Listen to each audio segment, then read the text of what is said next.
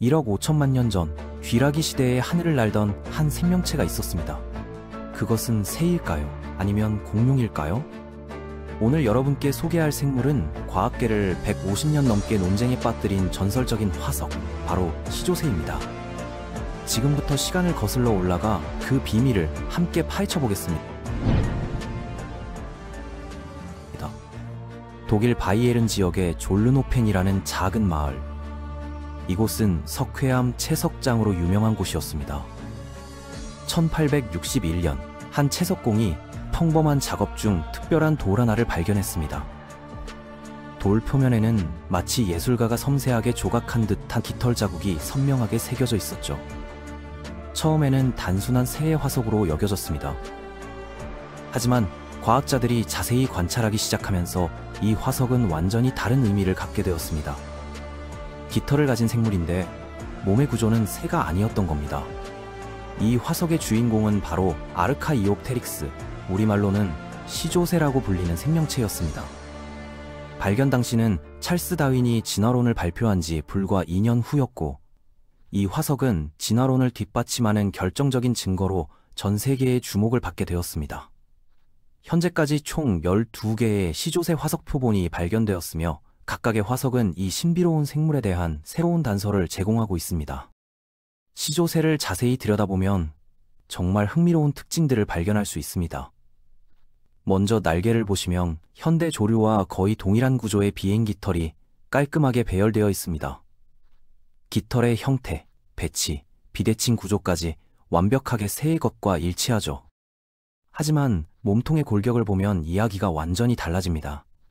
시조새는 긴 뼈 꼬리를 가지고 있었습니다. 현대의 새들은 짧은 밑골로 이루어진 꼬리를 갖고 있지만 시조새의 꼬리에는 20개가 넘는 척추뼈가 연결되어 있었습니다. 이는 전형적인 공룡의 특징입니다. 더 놀라운 것은 날개 끝부분입니다. 현대 조류의 날개와 달리 시조새의 날개에는 3개의 분리된 손가락이 있었고, 각 손가락 끝에는 날카로운 발톱이 달려 있었습니다.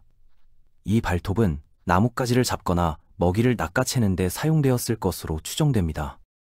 입안을 들여다보면 더욱 확실해집니다. 시조새의 턱뼈에는 작지만 뾰족한 이빨들이 빼곡히 자리 잡고 있었습니다. 현대 조류는 이빨이 없는 부리를 가지고 있지만 시조새는 육식 공룡처럼 먹이를 물어뜯을 수 있는 이빨을 보유하고 있었던 것입니다. 체격도 독특했습니다.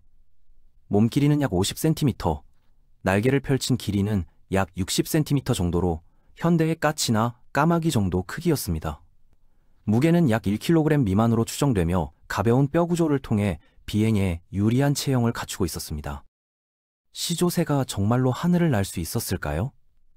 이 질문은 과학자들 사이에서 수십 년간 뜨거운 논쟁거리였습니다. 초기 연구자들은 시조새가 제대로 날지 못했을 것이라고 주장했습니다. 가슴뼈에 현대 조류처럼 발달한 용골돌기가 없었기 때문입니다. 용골돌기는 강력한 비행 근육이 붙는 부위로 날개를 힘차게 퍼덕이는데 필수적인 구조입니다. 그러나 2000년대 들어 컴퓨터 시뮬레이션과 정밀 분석 기술이 발전하면서 새로운 견해가 등장했습니다. 시조새의 깃털 구조를 분석한 결과 비행 깃털의 배열과 비대칭성은 현대 조류와 매우 유사했습니다. 특히 깃가지들이 서로 갈고리로 단단히 맞물려 있어 공기 저항을 효과적으로 이용할 수 있는 구조였죠. 최신 연구에 따르면 시조새는 독수리처럼 높이 날아오르지는 못했지만 나무에서 나무로 활공하거나 낮은 고도에서 짧은 거리를 비행하는 것은 충분히 가능했을 것으로 보입니다. 마치 현대의 날다람쥐가 나무 사이를 활공하듯 시조새도 비슷한 방식으로 이동했을 가능성이 높습니다. 어떤 과학자들은 시조새가 먼저 나무를 타고 올라간 뒤 높은 곳에서 뛰어내려 활공했을 것이라고 추정합니다. 날개의 발톱은 나무줄기를 오르는데 유용했을 테니까요. 반면 다른 학자들은 지면에서 달리다가 짧게 도약 비행을 했을 가능성도 제기하고 있습니다. 시조새의 깃털은 단순히 비행을 위한 도구만은 아니었습니다. 최근 화석 연구를 통해 깃털 속에 남아있는 색소세포가 발견되었는데요. 이를 통해 과학자들은 시조새가 어떤 색깔을 띠고 있었는지 추정할 수 있게 되었습니다. 전자현미경으로 깃털 화석을 확대해보면 멜라노좀이라는 작은 색소 주머니들이 관찰됩니다. 이 멜라노좀의 모양과 배열 패턴을 분석하면 깃털의 색깔을 복원할 수 있습니다. 연구 결과 시조새는 검은색과 짙은 갈색을 기본으로 하고 날개 끝부분에는 흰색 줄무늬가 있었을 것으로 추정됩니다. 이러한 색상 패턴은 현대의 까마귀나 까치와 비슷하며 숲속 환경에서 위장하는 데 유리했을 것입니다. 깃털의 색깔은 단순한 장식이 아니었습니다.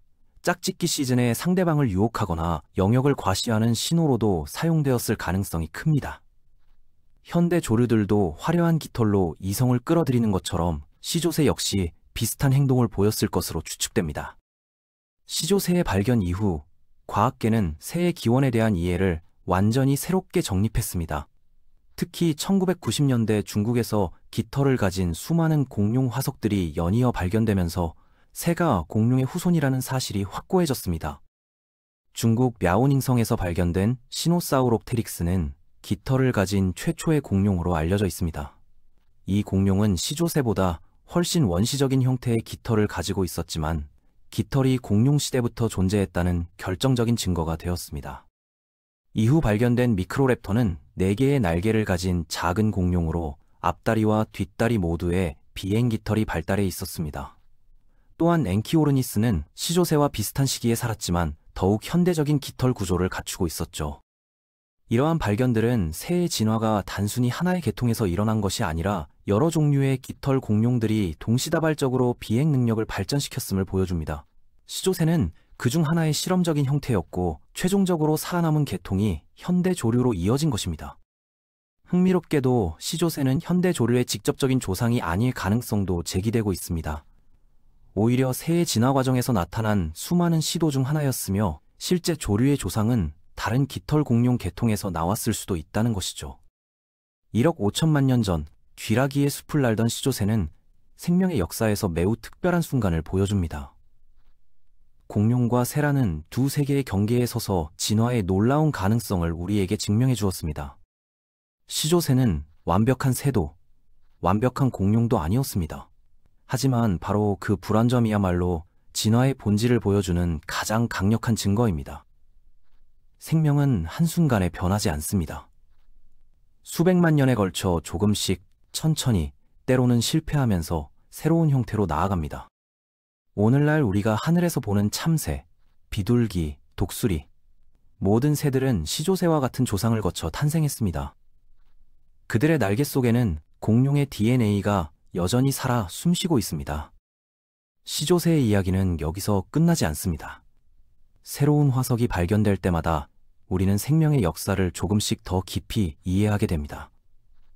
어쩌면 미래의 어느 날 또 다른 놀라운 발견이 우리를 기다리고 있을지도 모릅니다.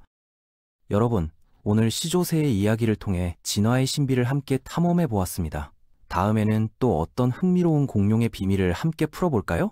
기대해 주세요.